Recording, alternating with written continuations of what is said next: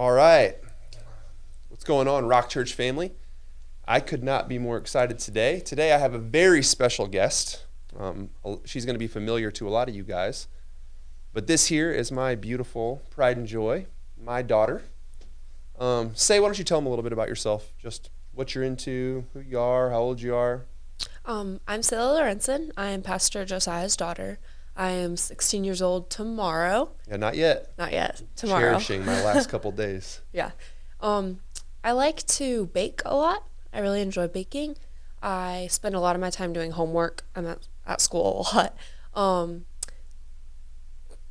What else you do? I also like to I play volleyball, which is fun, and go to coffee shops. I enjoy. And you love coffee shops. Yeah. And you watch a lot of movies. Yep. Movies, podcasts. Sometimes I'll read a book. Yeah, what are your favorite podcasts? I like With the Perrys. With the Perrys, yeah. That's is that Jackie Hill Perry? Yeah, that's Jackie Hill Perry and Preston Perry. Lately I've been getting into the Salty podcast, which is by Devin Cordell. Okay, what's that? She kind of talks about, she brings different people on and they talk about their testimonies. Oh, I've not heard that one. It's a smaller one. Okay. Sometimes I'll dabble with Sadie Robertson, but not as often. Don't I hear you listening to Candace Owens? Oh, Candace Owens and Brett Cooper. What is it about Candace that you like? She's a strong woman. It's very intriguing to me. And she's smart. Very smart. Strong woman, smart, but also committed to being a woman. Yeah, she's not afraid to show her femininity. And I like that about Brett Cooper too. They're strong, they're smart, they're committed to having good families and taking care of their homes, but they also do amazing things. Yep. Well, that kind of leads right into what we're going to talk about today. So when I asked Selah, I said, hey, I want to have you on the podcast, but what do you want to talk about?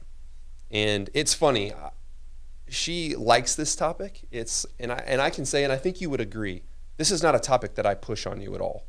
I don't think you've ever pushed it on me. Right, and obviously Mom would not have pushed this on you either. But we're going to talk about feminism, biblical femininity, what that looks like in church life, in family. Selah's passionate about this topic, which is fascinating, having a 15-year-old that's passionate about that. But I guess explain a little bit, why are you passionate about that topic? I think it's because it's one of the bigger issues in our culture. I mean, we have a rise of feminism, and as a young girl, I get that a lot. I mean, it's in our movies, it's in our podcasts, it's in the music we listen to. Women want to be free from men, they want to have jobs, they want to have power, quote unquote. And it's just something that I became passionate about. I think it really started with, me listening to podcasts and starting to read books and just being like, wait, this doesn't add up to the Bible, what we're saying. Right. 100%. And it's something that we are constantly watching for when we watch movies. And I've probably annoyed you one too many times by coming in and being like, woke. Barbie movie. What movie? Barbie movie. Yes. What was it? What was that scene that we saw? I think it was one with, what's the guy from The Notebook? Oh, I don't remember his name. Whoever it is. Whoever was Ken in the movie. Yeah. I don't remember exactly what he was talking about. Wasn't he on a horse and they called the horse something? Yes. They called, it was a joke, they cracked a joke about the horse. Yeah. And how he was, it pretty much was just emasculating him and showing how he was stupid, Barbie was smart. Which we always talk about. How many shows and movies are all about the woman being super smart and strong and the man being really weak and dumb? Every movie. Every movie. Yeah. Which the other day, this is really funny. What was the thing that you said that you were desiring in a man? That we all cracked up at family dinner? Oh, he has to be strong. Physically and mentally. I do not push this on her. But what'd you say? Something about going to the gym? It cracked me up. What'd you say? Well, I mean, I think that a man should desire to be strong. I mean, physically, mentally, all of it. I mean. No, but you mentioned bulking up a little bit. I think a man should be able to bulk. I go to the gym. I expect him to go to the gym. Hey. He's a man. I'm a woman. A man, guess what, can get muscle easier than a woman. So if I'm doing what I need to do, I'm going to find a man that's equally yoked. I'm going to the gym. I'm learning about God. So I expect the same from a man that I would. Listen, men, whichever one's going to be brave dating my daughter, good luck. No, just joking, Buck. So let's talk a little bit about this whole feminism deal. What is the problem in your eyes? I think one of the biggest problems is that women want to find fulfillment in something. Mm-hmm. So they think that their issue is that they're called to be in the home, right? They think that maybe that's what's not giving them fulfillment. And like, well, maybe I'm going to find fulfillment in this or in this. And I think, I mean, you can see that all throughout our history. People are always trying to find fulfillment in different things. Yep. And I think the issue is that you're not going to find fulfillment in a job. You're not even going to find fulfillment taking care of your home or having babies. That's not going to give you fulfillment. The only thing that's going to give you fulfillment is God. And when you're chasing after your emotions or you're wanting this, right? You're wanting, your emotions are telling you that you want to go get a job or you want to be powerful and you want to be over your husband. But really, emotions are deceitful. All you really need to do is submit to God, and that's the only thing that will fulfill you. Amen. It's interesting that you've grown up kind of in that culture. I think a lot of people would consider you biased, but do you think the women that you're surrounded yourself with are weak women? No.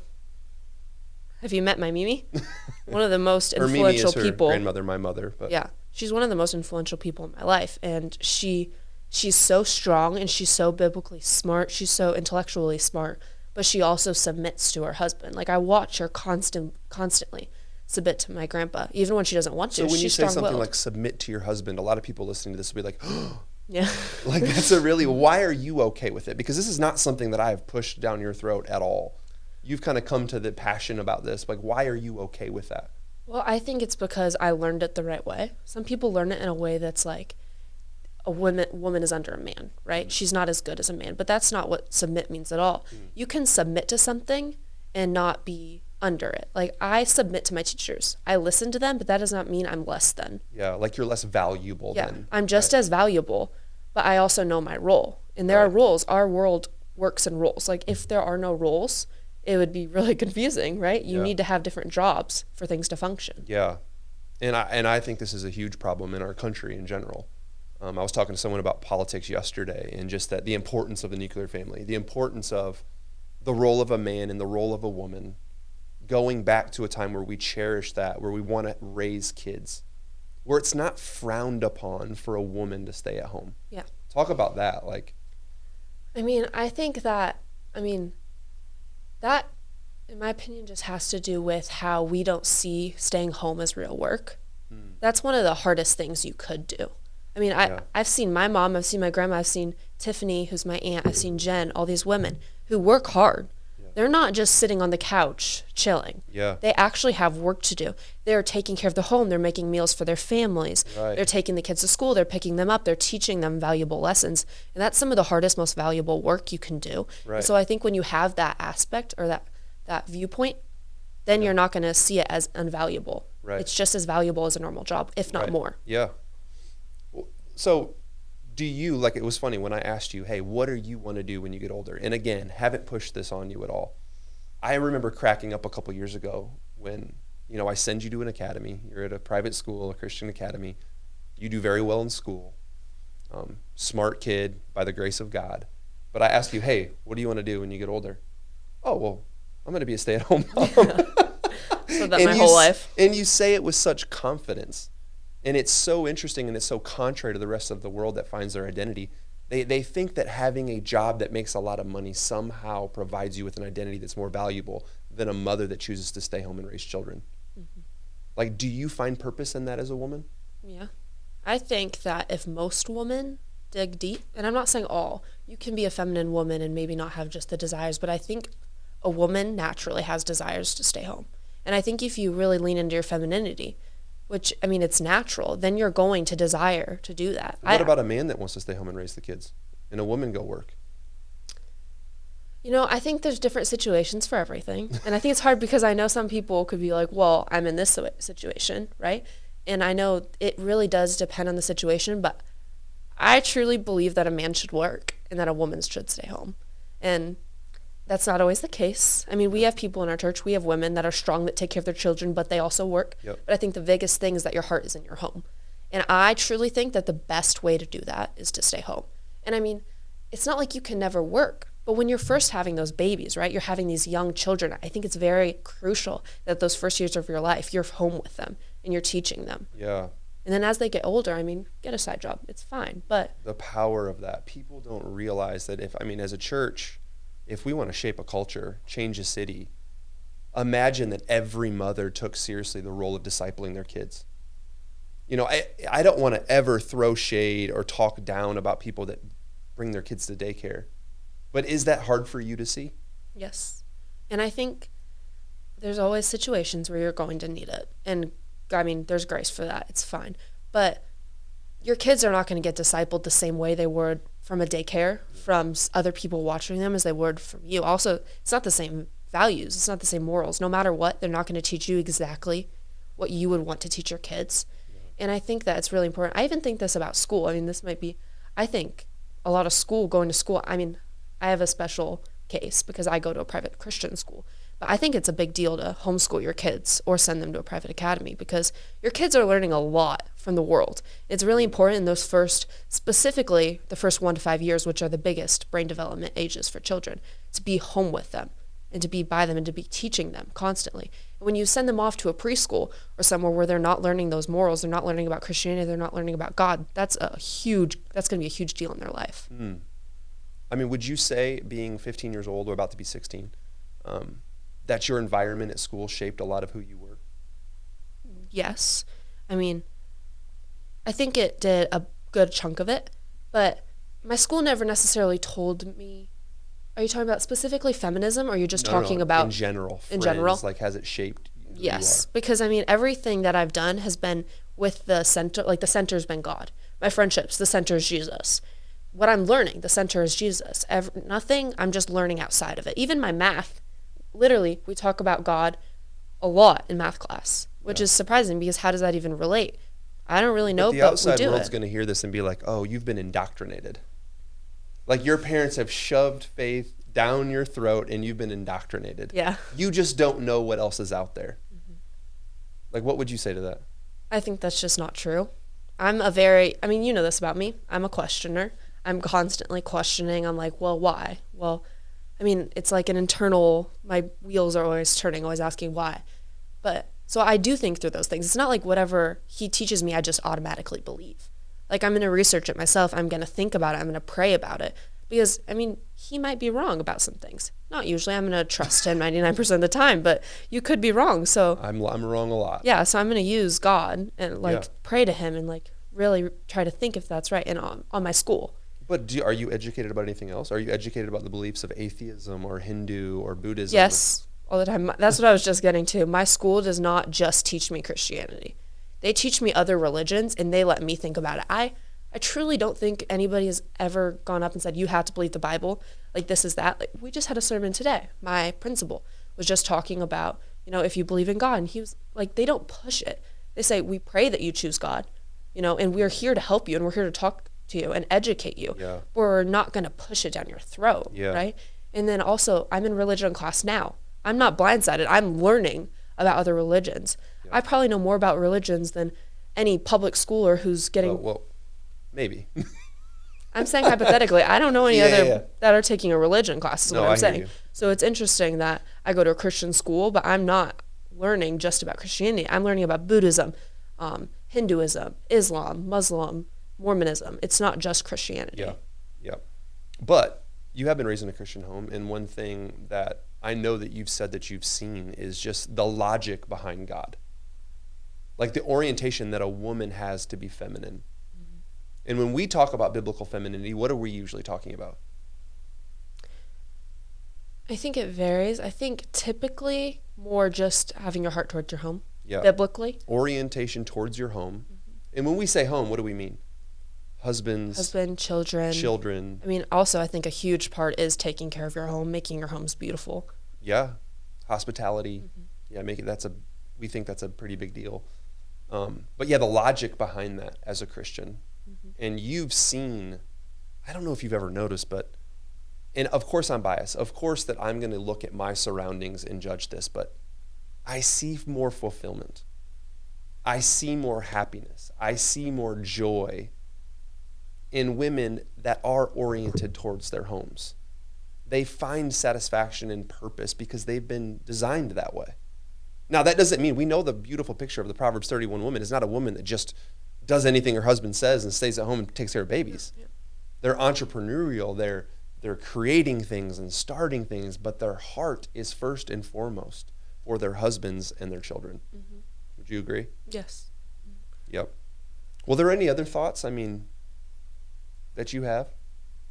I think obviously being home is one of the biggest things, but I think there's also something really important about the way you carry yourself. Even, this might be debated, but even the way you dress. There is something truly beautiful that God put in a woman's heart to want to look beautiful, and you don't want to take that too far. You don't want to be vain, but you should look pretty for your husband.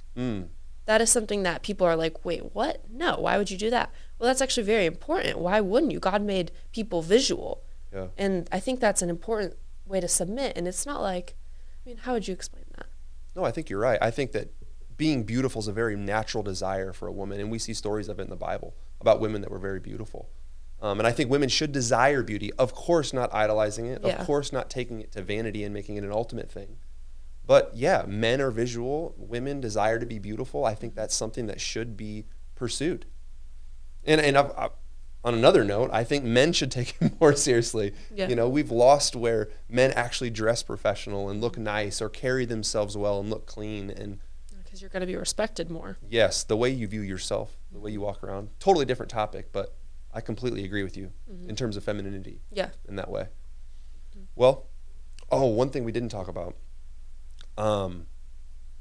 Women that basically, she brought it up in the beginning, that want to find fulfillment in things like a job or a career.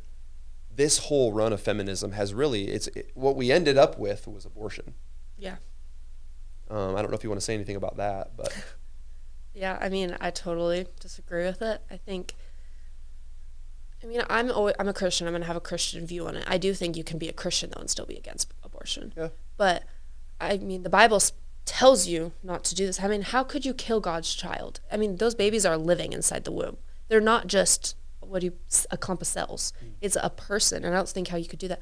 And I think that also goes back to your heart, because, even things like birth control. I have not heard one argument for why birth control is good. I haven't. I've never talked to you about this. No, and I've been thinking about it a lot lately. I haven't heard one good argument, and that could change.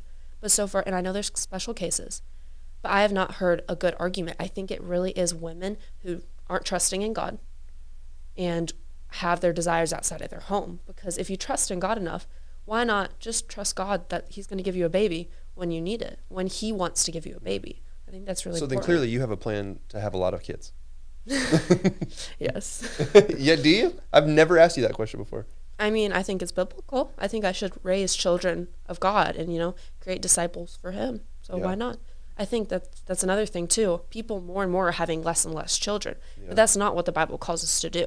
Yeah. The Bible calls us to have children and to disciple the world, right? Yeah. And you're not going to do that if you're not producing more children of God. Yeah. So let me play devil's advocate a little bit. So, Selah, the world's getting more expensive. Yeah. It's not easy. It's easy for you to say as a kid that lives in a nice home, that have parents that take care of you, to say all of this stuff. But, me and my husband, we have to work 2 jobs to be able to afford the house that we want to live in. Yeah. And because of that, I have to bring my kids to daycare. Mm-hmm. Those are the tough situations that you deal with as a pastor and in a church. What would you say to that? Yeah, and I think that's one of the special cases, right? That's an area where you have to give grace. You have to be like, you know what? I know you're taking kids to daycare, but I think you just need to trust God that he will grow you out of it. And that, it's not like I'm sure there's somebody, but I think if you trust God, you're giving money to the church, you're really working at it. I don't think you're going to be poor forever. I think God has a plan for you. And if you're trusting him and if you're working at it, you can't just sit there and blindly trust, just whatever. And I think there's 2 sides to this. I think for a woman to be biblically feminine as they're called requires a man to be biblically masculine, as he's called. This is something I've said before, I'm not going to marry a man without a plan. And I know that sounds bad, and people are going to be like, wait, what? But when you say a plan, you mean financially? I plan financially, yes. Yeah. Because men are called to take care of their homes. They are called to make the money. And listen, I don't want to be harsh, but if they're not doing the job God has given them. Yeah. And that doesn't mean they're not going to have hard times. You can have hard financial times. But I think ultimately, a man should be constantly praying and trying to figure out a way for his family to be financially stable, because God calls him to do that. He calls him to provide. Yeah. And I think that's what usually happens as a pastor in the church is a woman has a desire. Hey, you know what, Josiah, I want to leave my job. I want to raise my babies. I don't want to send my kids to daycare anymore. And my first task as a pastor is not usually to deal with a woman and be like, hey, yeah, quit your job. Yeah. My first task as a pastor is usually like, hey, what's your husband do for work? Is he providing enough income? And if not, is there an issue with laziness? Is there, right? Those are the questions. So there's two sides of this coin. Yeah. To be biblically feminine, as we talked about, requires a man to be biblically masculine. Yeah. And we know that's to provide, to protect, to lead his home spiritually. And that's one of the other reasons feminism is, I mean, you see masculinity declining and you see feminism going up, because men are getting ran over by women, right? Men suck. Men do this. You don't need a man. Yeah. Well, no, you do need a man.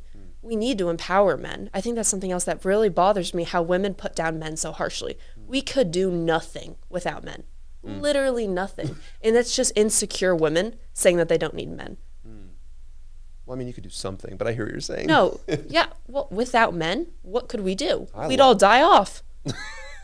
Genuinely. I love your passion. No, I hear you. Well, is there anything else that you want to add to the? I mean, I think this was a great talk. A lot of this I've never even brought up with you before. No? I think that's good. All right. Well, appreciate it, Selah, coming on the podcast today. I'm sure I will have you again. But Rock Church, we love you. We hope you guys take this and learn from it and question it and throw comments at it. But we love you guys, and we'll see you soon. Thank you.